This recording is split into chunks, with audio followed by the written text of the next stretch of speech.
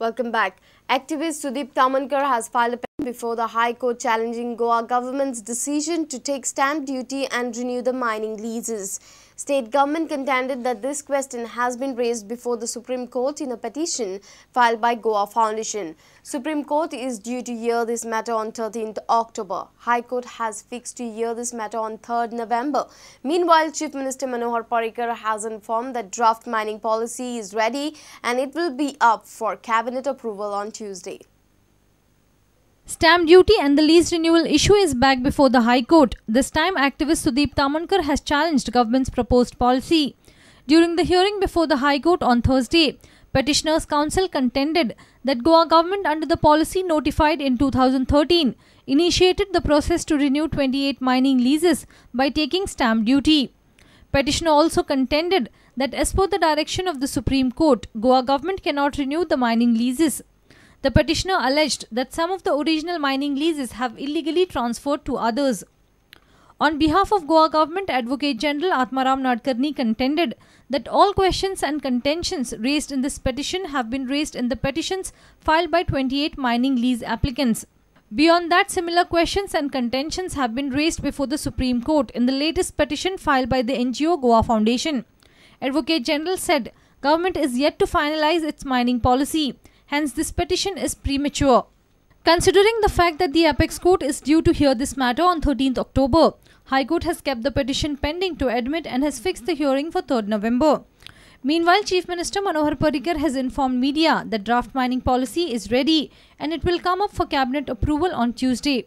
Senior reporter Laukik Shilkar with Mukesh Kumar for Prudent.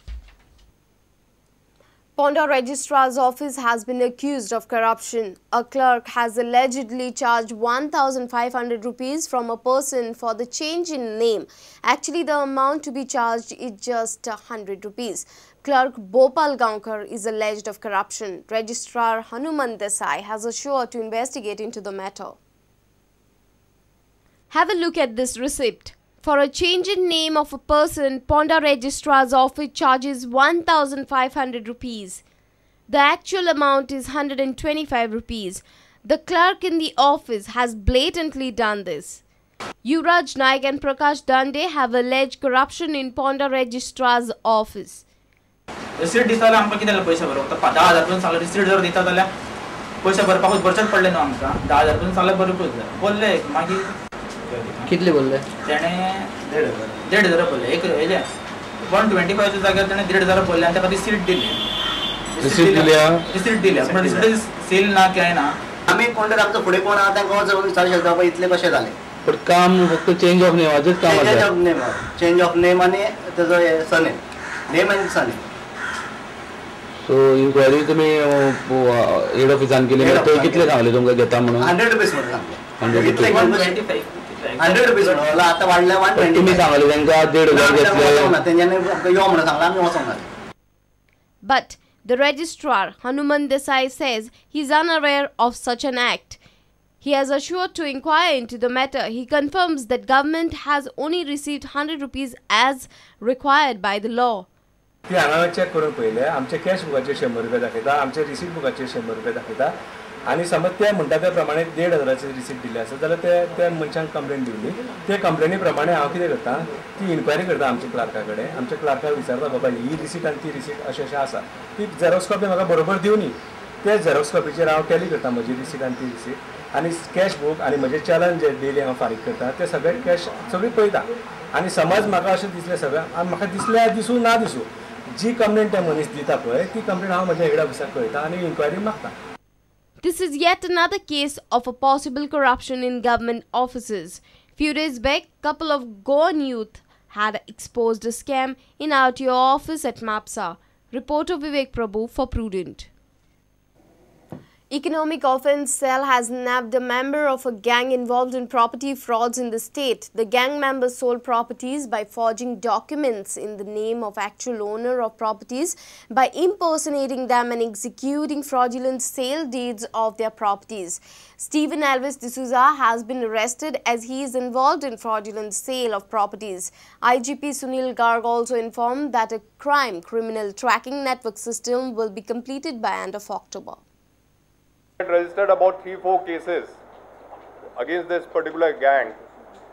Or finally, we have been able to nab one of the main accused in this case. And this was a big fraud going on in Goa. The properties belonging to the original inhabitants who had gone abroad or who had expired and their families had migrated elsewhere. Properties lying unattended. People getting fake papers made and showing sale deeds, etc., and taking heavy amounts of money. IGP briefed media with the SPs and the DIG. Crime criminal tracking network system will be completed by October. Hopefully by end of the October or beginning of November, the CCTNS system, community policing. Wherever I went, my emphasis was the community policing. And I requested to my all staff that regular public meetings should be held in police station level. We have issued instruction that all police stations will have a beat patrolling system. We are looking for the senior citizen helpline. If the police officer do not take legal action on the complaint of the woman, we will take action against the police person. Meanwhile, Kepe police team have arrested 2 accused in theft cases. At Amona, they found 3 suspicious persons who were sitting in an isolated place along with a Pulsar motorcycle, black in color. Upon seeing them, 2 of them fled away from the spot and one was caught red-handed along with the motorcycle. Subsequently, during a combing operation, another suspected was caught, and during their interrogation, it was found that both the accused, one of the accused by name Rian Hussain Sheikh, is an ex-convict, and he is especially committing theft of motorcycles. Izaz Abdul Karim Sheikh is also involved in a chain snatching cases. Reporter Mukesh Kumar and Mayur Naik for Prudent. Finally, Goa University has clinched A grade after a wait of 5 years. The National Assessment and Accreditation Council of India announced it on Wednesday. The Vice Chancellor of Goa University, Dr. Satish Shetty, says that new building of the university and efforts of Internal Quality Assessment Cell has played a major role in getting this accreditation. He addressed media on Thursday. We were accredited at B. Sometime in 2009, right? In 2009. So it is something which has been, that tag we have been wearing for last 5 years.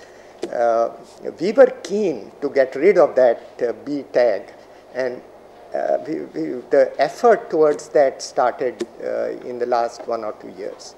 So I think one of the things that helped us the most is getting the new building ready. The second thing I think that helped us was strengthening of our internal quality assessment cell. That is formation of the IQSA, reporting of what happens in various departments. And at one point the NEC team mentioned to us informally, they liked the fact that our examinations are conducted on time, the results are declared on time. I think that doesn't always happen in most of the Indian universities. University has also got good ratings in environment consciousness. Now we have been rated very high in all these 3 aspects. Now under environment consciousness, NAC has appreciated. These are the their very short comments. Lush green campus for promoting carbon neutrality, Vanamohotsava and rainwater harvesting measures implemented. Plastic and tobacco free campus, 5 kilowatt hybrid power plant in place, recycling of e-waste. These are the observations of NAC when it comes to environment consciousness. Devendra Gaonkar for Prudent.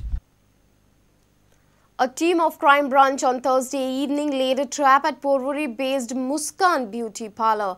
Police team sent a decoy customer in the parlour, and it was found that girls who are working there as beauticians are also forced into prostitution. After the confirmation, police raided the parlour and rescued 7 victim girls. Police arrested 7 accused from the parlour. Police has booked the accused under various sections of Immoral Trafficking Act.